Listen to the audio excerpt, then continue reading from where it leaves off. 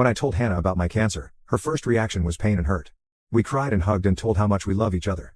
We talked about our happy times together, her school's graduation day, our yearly vacations, and hiking. She promised to support me and take care of me. Never thought she would get tired of me and abandon me, but here we are. After 7 months, she packs her bags and leaves me behind like a pile of garbage. I have been nothing but supportive to her for her whole life, and this is what I get in return. I do understand that it's tough for a young woman to take care of her ailing father. Well, she didn't have to clean my shit. I had a nurse taking care of those things. All I needed from my daughter was to be by my side. My doctor advised I should quit my job or shrink it down minimally because the treatment would take a lot of me, mentally and physically. I informed my manager about it. He was empathetic of my situation and released me. He said I can rejoin after fighting the deadly guest. I quit my job to focus full-time on my healing. Finance isn't a problem for me.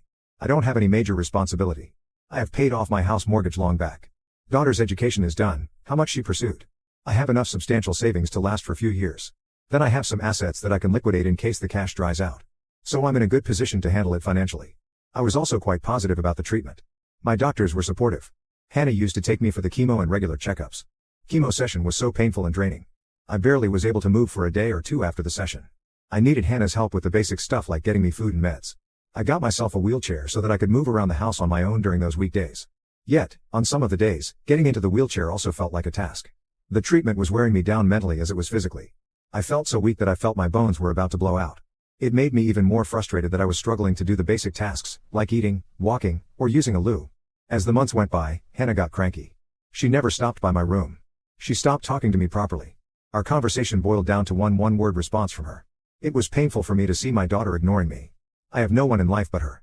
Talking to her made me forget most of my pain, but when she turned hostile, nothing could be worse for me. I confronted her. I asked her if she considered me to be a burden. She bursts out and says yes. Nothing could be more heartbreaking than this. She said she was sick of taking care of me. I understand that making timely meals for me and taking care of my basic stuff could be overwhelming for us, and young people don't like to be around sick. So, I told her I would be hiring a nurse to take care of me. I asked the hospital to provide a house nurse for me, and they allotted a nurse who was experienced in taking care of cancer patients. I thought I had cracked a solution for my problem, but no.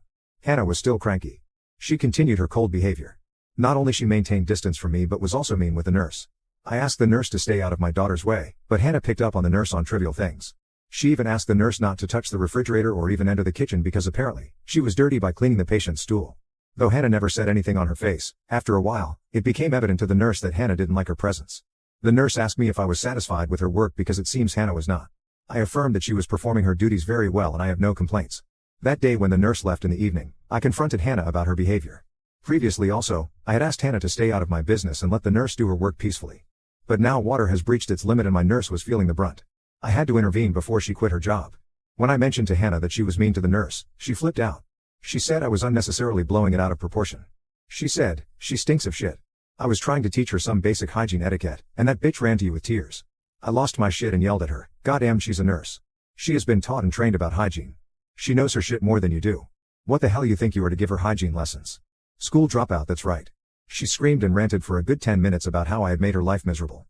She held me responsible for why her mother abandoned her and why she couldn't have a normal childhood like others. This didn't hurt me much. I'm used to this kind of outburst from her. She had done this so many times. What was hurtful was her false allegations. She said, that nurse is a piece of crap who eats shit, looks and smell like shit. I know why you're protecting that whore. Has she made you her sugar daddy? She went on to say that the nurse must have realized that I was a soft target to manipulate and get my wealth because I have no family to inherit my property. I cut her off in between, like what the hell? What kind of delusional being she is? Our argument got so worse that she stormed the door at my face and left. After an hour, I hear her yelling again from the living room and she's dragging her packed suitcases out of the house. She shouts, I'm leaving the house for your good. This is what you wanted. Now you can do whatever you want with your mistress.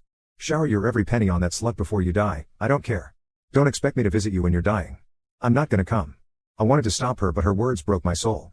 Tears welled up in my eyes and I just sat near the window, sobbing and seeing her stuffing her suitcases in the tank and driving off. It's been weeks now since she has left. I feel worthless.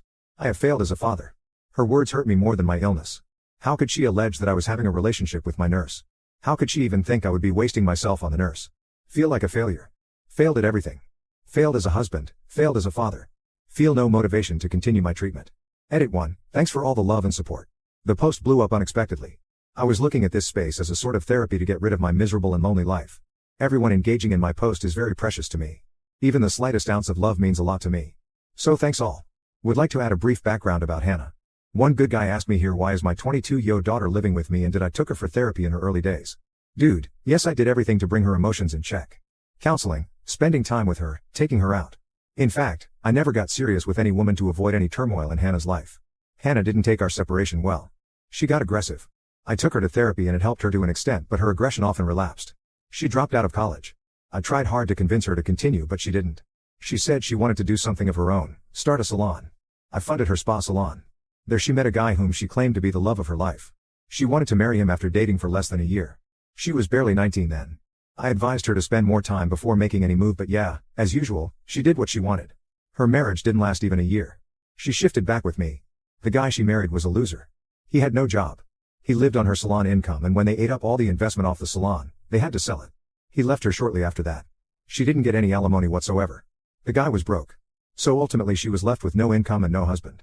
I had to have her back. She has been living with me, on my income. Now when I'm dying, who knows, she abandoned me like a pile of garbage. Update 1. Hey friends, I know I took months to update. Thanks for checking on me. Just so happy to connect with so many of you on DM. Never thought that this space would give me some genuine friends. This month I had my last chemo session. I have been declared cancer-free. I can't thank the medical facilities enough for the impeccable treatment they have provided. After that clash with my daughter, things got so worse that my recovery halted, if not deteriorated.